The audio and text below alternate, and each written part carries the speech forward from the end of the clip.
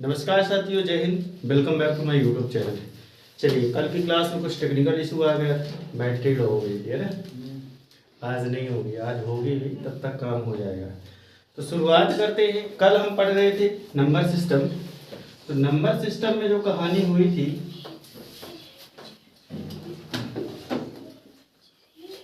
Number system में वो बहुत सारी चीज़ें, हम बहुत संख्याओं के प्रकार हम पढ़ लिए थे। जो चल रहा था वो कौन सा पार्ट चल रहा था, वहां पर दो भाग चल रहे थे। एक प्राइम नंबर का चल रहा था, प्राइम नंबर, और दूसरा चल रहा था क्या, कंपोजिट। यानी एक भाज्य संख्या चल रहा था और दूसरा क्या चल रहा था, अभाज्य संख्या। इसको क्या कहते हैं, अभाज्य संख्या, अभाज्य संख्या। चलो, तो यहाँ हम समझते हैं। कल की कहानी फिर से थोड़ा सा यहाँ रिवाइज होगी। कल हम अभाज्य संख्या जो पढ़ रहे थे वो ये पढ़ रहे थे कि अभाज्य संख्या जो होती है उसके केवल 2 फैक्टर होते हैं।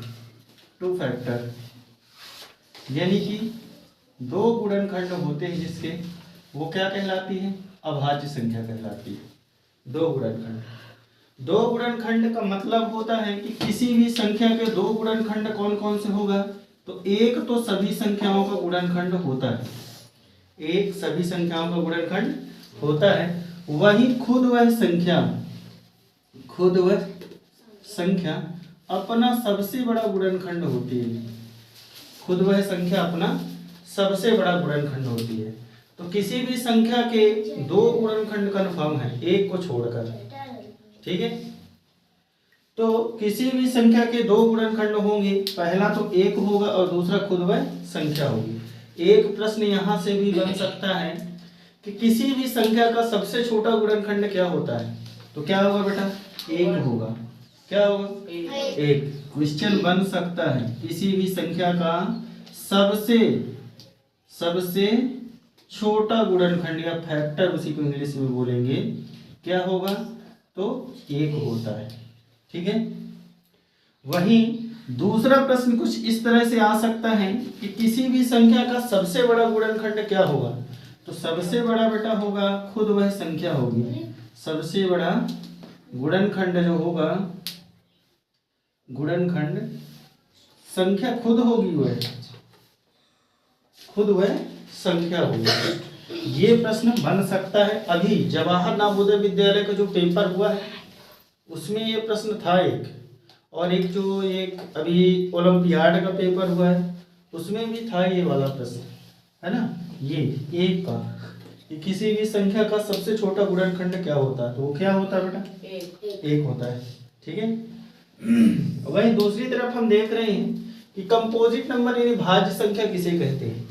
तो भाज्य संख्या किसे कहेंगे, तो यहाँ हम देख रहे हैं कि 2 फैक्टर हों, तो यहाँ जिसके कम से कम 3 फैक्टर हों, यानी 3 गुणनखंड हों, 3 गुणनखंड या इसी को हम बोल सकते हैं कि जिसके 2 से अधिक गुणनखंड हों, अधिक गुणनखंड हों, यानी 2 से अधिक हो या कम से कम 3 हो। परिभाषाएं दोनों एक ही हैं, समझने का हमारा तरीका अलग अलग है, ठीक है। तो जिसके कम से कम 3 गुणनखंड हो, 3 फैक्टर हो, वो कौन सी संख्या कहलाएगी, भाज्य संख्या। एक प्रश्न यहाँ बेटा अभी छूट रहा है, नीचे दिख रहा है, उसमें बहुत इंपॉर्टेंट प्रश्न यहाँ पे छूटा जा रहा था। वो प्रश्न ये है कि सबसे छोटी अभाज्य संख्या कौन सी होती है। सबसे छोटी अभाज्य संख्या, अभाज्य संख्या क्या होगी। ऑप्शन दे देगा तुमको, यहां समझना, ऑप्शन दे देगा 1, 2, 3, 4। तो पूछा है कि सबसे छोटी अभाज्य संख्या कौन सी होगी। तो पहले ही ऑप्शन में तुमको 1 देखने को मिलेगा, और 1 देखने को मिलेगा तो पहले आंसर तुम्हारा ये सही हो गया। लेकिन ये बेटा गलत है। क्यों, क्योंकि जब हम परिभाषा की बात करेंगे तो कम से कम 2 गुणनखंड, ये अभाज्य संख्या में 2 गुणनखंड होना जरूरी है। एक का तो केवल एक ही गुणनखंड है, एक का तो केवल एक ही गुणनखंड है ना। तो ये नहीं होगा बेटा। दूसरा नंबर ऑप्शन हम चेक करेंगे तो ये एक से और खुद से कट रही है तो सबसे छोटा गुणनखंड क्या होगा, 2 होगा। तो सबसे छोटा गुणनखंड क्या होगा बेटा, 2 होगा। फिर 3 भी है लेकिन सबसे छोटा पूछा है तो 3 से छोटा तो 2 है, तो सबसे छोटा गुणनखंड क्या होगा, 2। बहुत से बच्चे गलत कर देते, क्यों? क्योंकि 2 तो एक भाज्य संख्या है, 2 तो एक सम संख्या है। जब सम संख्या है तो बच्चे सोचते हैं कि ये तो अभाज्य नहीं होगी, लेकिन सबसे छोटा भाज्य क्या है, 2। समझ में आया? ये तीनों बहुत इंपॉर्टेंट प्रश्न हैं, यहां से बन सकते हैं प्रश्न। ठीक है, आगे चलते हैं। ऑनलाइन वाले इसको लिखते रहे ना, रफ पेन लेके बैठे। आगे चलते हैं। यहाँ कम से कम 3 फैक्टर होने चाहिए और 2 से अधिक गुणनखंड होने चाहिए। तो देखते हैं अगला पॉइंट इस पे क्या बनेगा। यहां पर जैसे हमने लिख दिया 3 की कितने गुणनखंड है, 1 और खुद से कटेगा, 4 किससे कटेगा, 1 से और 2 से, और खुद से कटेगा। तो यहाँ हमें देखने को मिल रहा है कि अगर एक प्रश्न आ जाए इसमें कि सबसे छोटी भाज्य संख्या कौन सी है, भाज्य संख्या कौन सी होगी बेटा। पहले ऑप्शन में 2 दिया रहेगा, फिर 3, फिर 4 और फिर 1। कौन सा होगा, 4 होगा। क्या होगा, 4 होगा। बहुत से बच्चे 1, 2, 3 तक में ही अरस जाते हैं और 4 तक पहुंच ही नहीं पाते। 4 होगा क्योंकि इसकी परिभाषा सीधे लिखा है कि 2 से अधिक गुणनखंड होने चाहिए। तो 2 और 3 में 2 का भी अभी हम गुणनखंड किए थे तो 1 से और खुद से कट रहा था। यहाँ भी 2 गुणनखंड, इसके भी 2 गुणनखंड, 1 का तो 1 ही होता है तो 4 के देखेंगे 3 होते। तो सबसे छोटा जो भाज्य संख्या होगी वो क्या होगी बेटा, 4 होगी ना। तो ये हो गया। यहाँ पूछ सकता है कि कम से कम जिसके 3 फैक्टर हों वो कौन सी संख्या कहलाती है, कौन सी कहलाएगी, भाज्य संख्या। या पूछ सकता है, भाषा फिरा के दे दिया ये कि 2 से अधिक गुणनखंड हो जिसको, उसको कौन सी संख्या कहेंगे, तो उसको क्या कहेंगे हम, कंपोजिट नंबर, भाज्य संख्या कहेंगे। तो यहाँ तक आप लोगों के समझ में आ गया बढ़िया से। आप ये ऑनलाइन वाले रोक ले वीडियो को, लिख लें और आप लोग भी बढ़िया से लिख लो इसको। चलो अब बढ़ते हैं आगे। अब हम देखेंगे अपरिमेय संख्या किसे कहते हैं। तो अपरिमेय संख्या किसे कहेंगे बताओ। p/q को फॉर्म में नहीं डिनोट कर सकते, नहीं लिख सकते, उसे आप अपरिमेय संख्या कहते हैं। ठीक है, जैसे चलो तो अब चलते हैं अपरिमेय संख्या।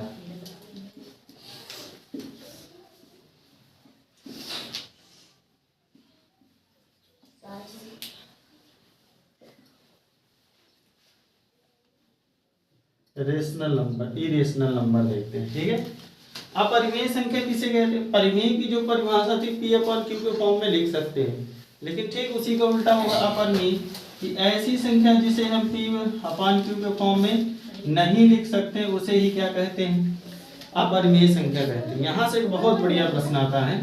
और वहीं उदाहरण की बात अगर करें तो उदाहरण जैसे हो जाएगा √2, √3, √5, √7। ठीक, ये संख्याएं जो हो जाएंगी वो क्या हो जाएंगी, अपरिमेय संख्या। अब देखना बेटा यहाँ से प्रश्न कितने बढ़िया बढ़िया प्रश्न बनते हैं। ठीक है, तो प्रश्न नंबर 1 जो बनेगा पाई से बनता है। पाई कि पाई एक क्या है, पाई एक क्या है, पाई एक जो है वो है अपरिमेय संख्या है, अपरिमेय संख्या है। समझ में आया बेटा। अगर पाई की बात करेंगे तो अपरिमेय संख्या, क्यों, क्योंकि इसका जो मान 22/7 होता है उसको अगर हम भाग देना शुरू करेंगे तो खत्म ही नहीं होगा, वो एक सन्निकट मान है। ठीक है, लेकिन बेटा अगर यही एक दूसरा प्रश्न यहीं पे फंसा के पूछ दे कि 22/7 कौन सी संख्या है, तो कौन सी होगी बेटा? कौन सी होगा? परिमेय होगा, क्योंकि इसे हम p/q के फॉर्म में लिखे हैं। ठीक है, तो ये कौन सी संख्या होगी? परिमेय संख्या होगी। ठीक है, ये होगी कौन सी? परिमेय। लेकिन अगर पाई पूछेगा तो क्या होगा? अपरिमेय। 22/7 पूछेगा तो क्या होगा? परिमेय, क्योंकि p/q के फॉर्म में इसे हम लिखे हैं और q डज नॉट इक्वल 0, यहाँ q का मान 0 नहीं है, इसलिए ये क्या होगा? परिमेय संख्या होगी। ठीक, एक बहुत बढ़िया बेटा प्रश्न पूछ लेगा कुछ इस प्रकार से कि जैसे हम यहाँ उदाहरण में देखे हैं, ये मेरे हिसाब से अब ये वाला लॉजिक लगेगा। यहाँ पर एक बहुत बढ़िया प्रश्न का एक लॉजिक लगता है, जो ये लॉजिक ध्यान देना, बार बार इस प्रश्न को बोल रहा हूँ कि ध्यान देना, क्योंकि ये प्रश्न आ चुके हैं, ये प्रश्न बनने चांस कम है। ठीक है, जो प्रश्न आएगा वो तुम्हारे एक मानसिक इंटेलिजेंस वाला प्रश्न होगा कि जो तुम्हारा लेवल कितना है, मानसिक लेवल स्तर तुम्हारा कितना है। वो प्रश्न कुछ इस प्रकार से पूछ लेगा कि यहाँ दे देगा कि √3, √5, मैं यहाँ पे ऑप्शन दे रहा हूँ आप लोगों को कि √2, √3, √4, √5 पूछेगा कि निम्न में से कौन सी संख्या अपरिमेय संख्या नहीं है? √4। तो बेटा यहाँ से ये लॉजिक थोड़ा सा, जिस बच्चे का आईक्यू लेवल बढ़िया है वो यहाँ पे लॉजिक लगाएगा। लॉजिक ये कि बेटा इसको हम रूट के बाहर नहीं कर सकते, इसको भी नहीं कर सकते, इसको भी नहीं कर सकते, तो ऑप्शन नंबर सी सही होगा। क्यों? क्योंकि √4 को हम 2 लिखेंगे, क्योंकि 2 का क्या है? ये स्क्वायर रूट है ना? 2 का ये वर्ग हो गया, और 4 √4 यानी कि 4 का वर्गमूल क्या होगा? 2 होगा ना? तो जब ये 2 बाहर आ गया तो इसको हम 2/1 लिख सकते हैं, और यहाँ देखो q डज नॉट इक्वल 0 हो गया। तो ये वाली जो संख्या होगी, तो ये कौन सी बेटा होगी? अब परिमेय संख्या होगी। कौन सी होगी? परिमेय संख्या होगी।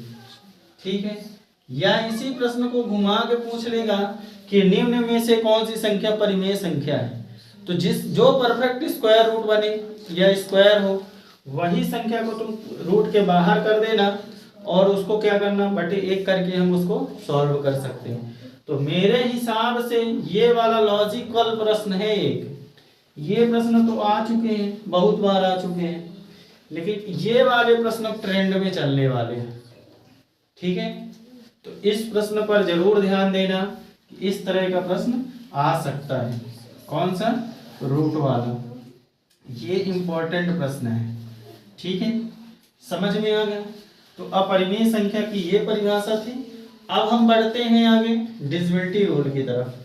ठीक है, तो आप लोग इसको पहले कॉपी कर लें, फिर हम बढ़ते हैं डिविजिबिलिटी रूल में। चलो, अब हम बढ़ते हैं विभाज्यता के नियम की ओर। तो विभाज्यता जो डिविजिबिलिटी रूल होता है वो क्या होगा, कैसे होगा? तो कुछ इस प्रकार से पढ़ेंगे कि अगर एक बार ध्यान दे दिए तो ये बात तो मैं लिख के दे सकता हूँ कि जिंदगी में ये चीजें भूलने वाली नहीं, अगर केवल एक बार ढंग से ध्यान दिया जाए, है ना? तो चलते हैं, पढ़ते हैं डिविजिबिलिटी रूल।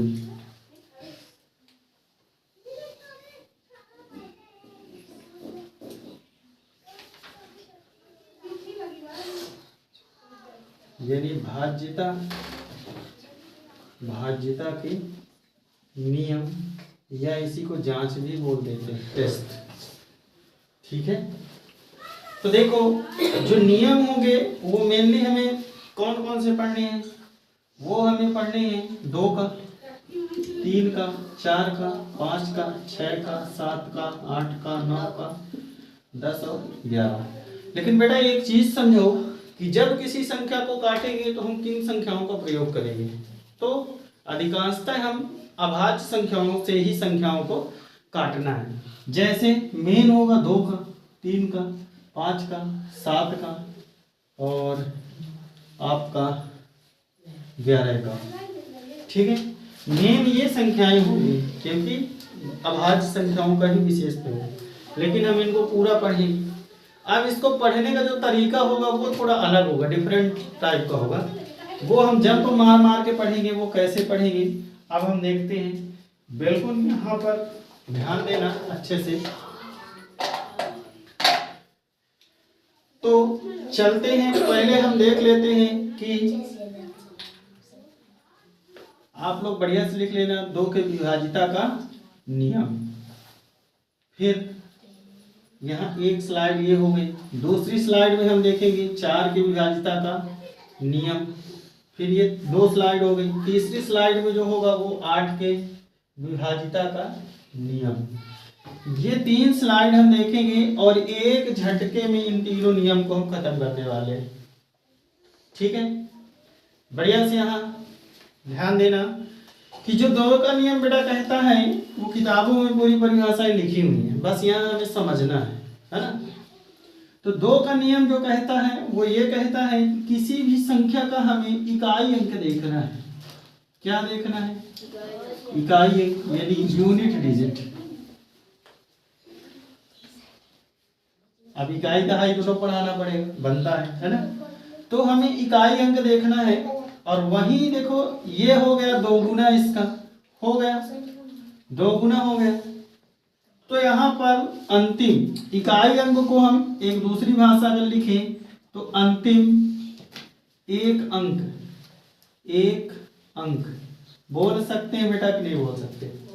बोल सकते हैं ना, अंतिम एक अंक। अब यहाँ हम देखेंगे तो इकाई अंक तो था ही यहाँ पर, और प्लस में कौन सा अंक हो जाएगा? दहाई, क्योंकि ये 2 अंक, इसका 2 गुना हो गया। तो यहाँ पर अंतिम इकाई और दहाई, अगर हम एक दूसरी भाषा इसको लिखें हम तो अंतिम के 2 अंक होंगे। इकाई और दहाई बताओ, अंतिम के 2 अंक होते हैं कि नहीं होते? होते हैं ना। देखो बेटा ये 2 गुना हो गया। अब देखना यहाँ पे एक ड्रॉप और लेते हैं, ये 2 का जो 8 है वो कितने गुना है? 3 गुना है ना।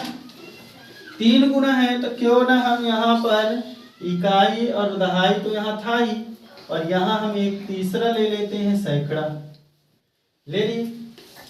तो ये बताओ बेटा इकाई दहाई प्लस सैकड़ा, अगर हम इसको एक अपनी भाषा में लिखें तो अंतिम के 3 अंक होंगे कि नहीं? अंतिम के 3 अंक होंगे ना। तो बस इतना अगर समझ लिए तो ये तीनों नियम खत्म। ठीक, कहने का मतलब कि 3, इसमें 1 अंक देखना, इसमें 2 अंक और इसमें 3 अंक। इसकी अभी हम ट्रिक भी बताएंगे, हालांकि ट्रिक यहीं से चालू कर दिया हूं कि ये 1 अंक था, यहाँ पर 2 गुना था, यहाँ पर 3 गुना था। इसका 2 गुना है तो 2 अंक ले लो, इसका 3 गुना है तो 3 अंक ले लो। ठीक, अब करना क्या है कि इकाई अंक में अगर 0, 2, 4, 6, 8 इनमें से बेटा कोई भी एक अंक आ गया, कहाँ? अंतिम अंक इकाई अंक में। ठीक है, तो वो संख्या आंख बंद करके तुम 2 से काट दो।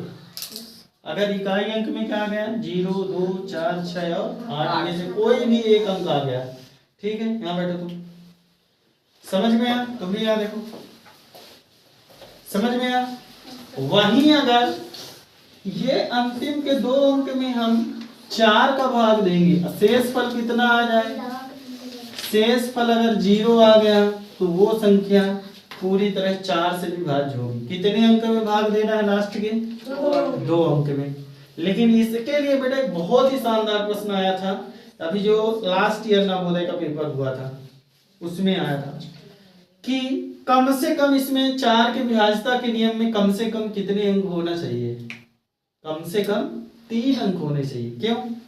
क्योंकि 2 अंक में तो इजीली भाग दे दोगे, कोई दिक्कत नहीं, दे दोगे ना। तो जब जांच ही करना है तो कम से कम 3 अंक हो। ठीक, फिर यही बेटा ये तीसरा जो नियम है 8 के नियम में, तो कोई भी संख्या 4 अंक 5 अंक कम से कम 4 अंक इसमें भी होने चाहिए, क्योंकि 3 अंक में तो भाग दे ही लेंगे हम, है ना। तो कम से कम 4 अंक हो और उसमें हम 8 का भाग दे दें अगर पूरा पूरा भाग चला गया यानी शेष फल अगर रिमाइंडर अगर इसका पूरा 0 आ गया तो वो संख्या पूरी कहे से विभाज्य होगी? 8 से विभाज्य होगी। चालू है, ठीक है, समझ में। अब एग्जांपल देखते हैं। यहाँ पे हमने अगर लिख दिया 32, ये 2 से कटेगा कि नहीं कटेगा? कटेगा। यहाँ देखो इकाई अंक में 2 है, देखो यहाँ है नियम में, इसलिए 2 से कट जाएगा। यहाँ हमने लिख दिया ये, बताओ 2 से कटेगा? कटेगा, क्योंकि यहाँ पर 4 है और यहाँ भी 4 है। ऐसे यहाँ पे हमने लिख दिया ये कटेगा कि नहीं कटेगा? कटेगा, क्योंकि इकाई अंक में क्या है? 0। अब बात करते हैं यहाँ कि यहाँ हमने लिख दिया ये, बताओ ये कटेगा कि नहीं कटेगा 4 से? जब नियम बनने लगेगा तो देख के काटना शुरू कर दोगे, है ना, क्योंकि अंतिम के 2 अंक लेना है। अंतिम का 2 अंक में क्या है? 36, इसमें 4 का भाग दोगे तो 9 बार जाएगा और कैंसिल हो जाएगा, यानी कि पूरी संख्या कटेगी। काट के देखिए, 4 से 28, 4 8 32, 1 बचा 16 हुआ तो 4 चौको 16, कैंसिल हो गया ना? वो हो गए। तो यानी अंतिम के कितने अंक चेक करना है? 4 के नियम में 2 अंक, ठीक। वही 8 के नियम में चलते हैं तो यहाँ हमने लिख दिया ये, बताओ ये संख्या 8 से कटेगी कि नहीं कटेगी? अब नियम बनने लगा है तो देख के हम बता देंगे, नहीं बन रहा है तो कोई वाही नहीं। तो 556 अंतिम के 3 अंक हम लेंगे, ले लिए, इसमें हम 8 का भाग देंगे तो 8 छंग 48 और बचा कितना? 7 बचा तो कितना होगा? 76 होगा ना? तो कैसे कट रहा? अभी बोल रहे थे कट रहा है ना। तो जल्दबाजी में ही पूरी गलतियां होंगी, ठीक है। 8 9 72 और 8 10 80, यानी कि ये संख्या 8 से नहीं कट रही है, ठीक है। जल्दबाजी नहीं करना है, एक बार चेक करने में कोई दिक्कत नहीं है। हाँ 4 से कट रही थी क्योंकि 56 2 अंक में हम भाग देंगे, 56 में चला जाएगा, 4 एकम 4, 1 बचा 16, 4 चौको 16, 4 से कट रही थी। हाँ एक चीज और बेटा समझो कि ये लॉजिक मत लगाना कि अगर कोई संख्या 2 से कट रही है तो 4 से कटेगी, कोई जरूरी नहीं है। क्यों? क्योंकि समझो कि ये जो 6 लिखा हुआ है, 6 को अगर हम 2 से काटेंगे तो इजीली कट जाएगा, लेकिन अगर 6 को हम 4 से काटेंगे तो क्या कटेगा? नहीं कटेगा, है। 8 से काटेंगे तो क्या कटेगा? नहीं कटेगा। इसलिए ये लॉजिक मत लगाना कि जो संख्या 2 से कटेगी वो 4 से कटेगी, वो 8 से कटेगी, कोई जरूरी नहीं है। इतना आया समझ में? तो ये फालतू के दिमाग मत लगाना कि जो संख्या 2 से कट रही है वो 4 से कटेगी, 8 से भी कटेगी, नहीं कटेगी, ये देख सकते हो। आ रहा समझ में? तो ये बेटा एक झटके में 3 नियम हम खत्म कर दिए, ठीक। अब बोर्ड में जगह नहीं है, नहीं तो इसकी एक ट्रिक भी हम बता देते हैं। चलो अगली स्लाइड में बताएंगे, इसको आप लोग बढ़िया से कॉपी करो और नियम पूरे लिखे हुए बुक में, ठीक है। हमें कुछ इस तरह से पढ़ना था इसको, ठीक है, कॉपी करो। चलो अब बढ़ते हैं हम आगे। ये नियम हो गए, थोड़ा सा ट्रिक जल्दी से बताएंगे, इसके बाद हम बढ़ जाएंगे सीधे आगे। आवाज नहीं। अब हम आगे जो नियम पढ़ेंगे वो पढ़ेंगे हम 3 का नियम, 9 का नियम और 6 का नियम। फिर इसके बाद बाकी जो नियम बचेंगे, समय अगर बच रहा है तो उसको भी पढ़ेंगे, नहीं तो अगली स्लाइड में पढ़ेंगे अगली क्लास में, ठीक है। तो देखो एक ट्रिक जो है, इसको हम 2 की घाते 1 लिख सकते हैं। 2 की घाते 1 को हम क्या लिखेंगे? 2। 2 की घाते 2 को हम क्या लिखेंगे? 4। 2 की घाते 3 को हम क्या लिखेंगे? 8, ठीक। अब बेटा अगर ये भूल जाओ कि किस नियम में कितने अंक किसके चेक करना था, तो किस नियम में कितने अंक चेक करना है, तो 2 के नियम में हम 2 को 2 की घाते 1 भी कह सकते हैं, यानी लास्ट का अंतिम 1 अंक चेक करना है। कितने अंक चेक करना है? अंतिम 4 का दूसरा नाम 2 की घाते 2 है, यानी अंतिम के 2 अंक को हमें क्या करना है? 4 चेक करना है। 8 को हम 2 की घाते 3 लिख सकते हैं, यानी अंतिम के हमें कितने अंक चेक करना है? 3 अंक। समझ में आ गया? तो ये क्या है? ट्रिक है याद रखने की। अगर भूल जाओ तो कि किसमें कितने अंक चेक करना था, भाग किसका देना था, तो घातांक रूप में लिखे और जिसकी जितनी घात है उतने। अब बेटा अगर 16 का हमें चेक करना है तो 16 को हम 2 की घात 4 लिख सकते हैं, यानी कि अंतिम के 4 अंक में हमें क्या करना है, भाग दे देना 16 का। ठीक, ऐसे ही 32 में 5 अंक का भाग ऐसे ही बना लो, नियम जितने बनाना। समझ में आया ट्रिक? इसको आप लोग लिखो, तब तक हम इधर काम करते हैं। अब हम देखते हैं कि 3 का नियम यानी 3 के विभाजिता का नियम, इसको जल्दी लिख लो साइड वाला। 3 के विभाजिता का नियम दूसरी स्लाइड में हम देखेंगे कि 9 के विभाजिता का नियम, और वहीं तीसरी तरफ देखेंगे हम, ये लिख गया होगा ना तुम लोगों को? Yes sir. ठीक है, अब इसको हम यहाँ चलते हैं 6 के विभाजिता का नियम। 3 नियम फिनिश हो गए। अब ये 3 नियम फिर एक ही स्लाइड में हम खत्म कर देते हैं, और बहुत तरीके से चीजें जा रही हैं, देखते चलो। ठीक बेटा देखो, 3 का नियम जो कहता है वो क्या कहता है कि अंकों का योग करना है। क्या करना है? अंकों का योग करना है। अब कैसे योग करना अभी हम बताएंगे। ठीक बेटा, 9 का नियम भी कहता है कि अंकों का योग करना है, अंकों का योग करना है। अब 6 का नियम थोड़ी टाइम बाद बताते हैं। ठीक है, तो अंकों के योग में हम 3 का भाग देंगे। अगर भाग पूरा पूरा चला गया यदि शेष 0 आ रहा है तो कितना आएगा? तो वह संख्या 3 से विभाजित होगी। इसमें हम अंकों के योग में हम 9 का भाग देंगे। अगर शेष फल 0 आ रहा है तो वह संख्या किससे विभाज्य होगी? 9 से विभाज्य होगी। लेकिन बेटा एक चीज फिर याद रखना, कोई जरूरी नहीं कि जो संख्या 3 से कट रही है वो 9 से कटेगी। ठीक, जैसे अगर 12 की बात करें तो 12 3 से कट रहा है, 3 चौको 12, लेकिन 12 में हम 9 का भाग देंगे तो नहीं कटेगा। समझ में आया? तो ये लॉजिक मत लगाना कि जो संख्या 3 से कट रही है वो 9 से कटेगी, कोई जरूरी नहीं है। समझ में आ रहा? हाँ, कुछ संख्याएं होंगी जैसे 18 हो गया। 18 में क्या होगा कि 3 का भाग देंगे तो चला जाएगा, 9 का भी चला जाएगा। कुछ संख्याएं ऐसी मिलेगी। हाँ, शांत रहो। चलो अब यहाँ पे जैसे बेटा इसमें 2-3 ट्रिक बताऊंगा मैं कैसे क्या करना है। ठीक है, 2-3 ट्रिक यहाँ देखते हैं, एग्जांपल समझना। यहाँ पे हमने लिख दिया 3 2 1, ये 3 से कटेगी कि नहीं कटेगी? इसमें चेक करने के लिए हमें क्या करना, अंकों का योग। अंक कितने हैं? 3 हो गए। अंक कितने हैं? 3। अभी हम अंक पढ़ाए थे शुरू में, है ना? 3 + 2 + 1 बराबर कितना हुआ? 6।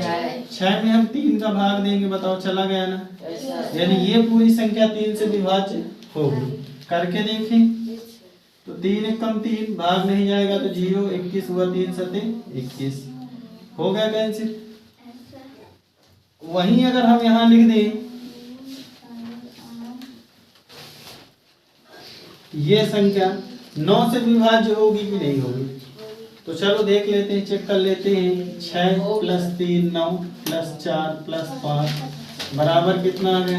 18। 18 में हम 9 का भाग दे देंगे, कितना आया? 2। यानी कि ये संख्या 9 से कट जाएगी। 9 × 7 = 63 और भाग नहीं जा रहा तो 0। 9 × 5 = 45, कैंसिल हो गई है। समझ में आया? अब बेटा एक जो ट्रिक है वो ये समझो कि अगर ये छोटी छोटी संख्याएं हैं तो हम जोड़ कर लिए आसानी से, लेकिन बड़ी संख्याएं होगी तो फिर समय लग जाएगा। तो जैसे यहाँ पे दे दिया, इसमें नीचे यहाँ पे जैसे यहाँ दे दिया कि 3 6 5 4 6 3, ये संख्या 3 से कट रही है कि नहीं? तो अब हम क्या करेंगे, इसको जोड़ते बैठे रहेंगे, है ना? जोड़ेंगे तो समय लगेगा, तो क्यों ना इस तरह का काम करो कि इजीली हो जाए। किस किस संख्या को हमें काउंट नहीं करना है? 3 तो 3 से कटेगा ही, तो काउंट करने का क्या काम? कोई काम नहीं। ये है 6 भी कटेगा तो कोई काम नहीं। 5 है तो 5 को लिख लो ना, और 4 भी है तो 4 को भी लिख लो। 6 कट रहा, 3 कट रहा, इनको लिखने को कोई काम ही नहीं, क्योंकि ये तो कटेंगे ही। तो 5 4 कितना हो गया? 9, और 9 में 3 का भाग करोगे चला जाएगा, यानी ये संख्या 3 से कटेगी। समझ में आया? समझ में? जैसे यहाँ दे दिया 8 1 6 3 और 4 5, ये संख्या 9 से कटेगी कि नहीं कटेगी? तो इतना ज्यादा जोड़ने की क्या जरूरत है। 8 1 9 कट गया 9 से, 6 3 9 कट गया 9 से, 5 4 9 कट गया 9 से, यानी ये संख्या 9 से कट रही है। समझ में आ रहा है? आ रहा समझ में? क्योंकि ये पेपर देने जाओगे तो वहाँ समय की बहुत ज्यादा वैल्यू होगी, है ना। प्रश्न तो किसी न किसी तरीके से आ ही जाएंगे आंसर। तो ये दोनों नियम आ गए समझ में, 3 और 6 का नियम, दोनों तरीके अपना लेना। अब चलते हैं हम 6 की बात बेटा करते हैं। 6 जो है तो 6 को हम क्या लिख सकते हैं, 6 को हम 2 गुणे 3 लिख सकते हैं, लिख सकते हैं। तो जब ऐसी बड़ी संख्याएं मिले तो उनके फैक्टर करो, और फैक्टर ऐसे करो कि जिनके रूल्स तुमसे आते हैं। देखो इसको हम 2 गुणे 3 इसलिए लिखे हैं क्योंकि 2 का रूल भी तुमसे आता है और 3 का रूल भी अभी हम सीख चुके हैं। ठीक, तो ऐसी संख्याएं जो 2 और 3 दोनों के नियमों का पालन करें, दोनों के नियमों का पालन करें, किसी एक का पालन नहीं होना चाहिए बेटा, दोनों नियमों का पालन होगा तो ही वह संख्या 6 से कटेगी, नहीं तो नहीं कटेगी। जैसे समझना कि यहां हमने लिख दिया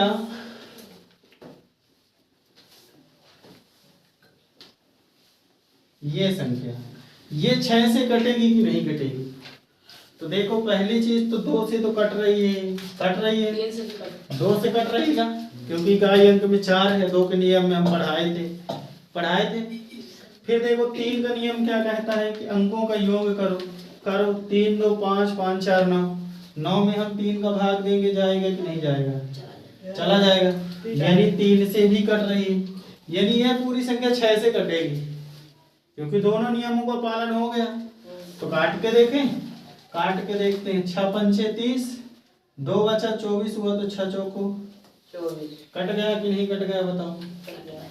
तो इस तरह 6 का नियम होगा कि वह संख्याएं जो 2 और 3 दोनों के नियमों का पालन करें वह संख्या 6 से विभाज्य होगी।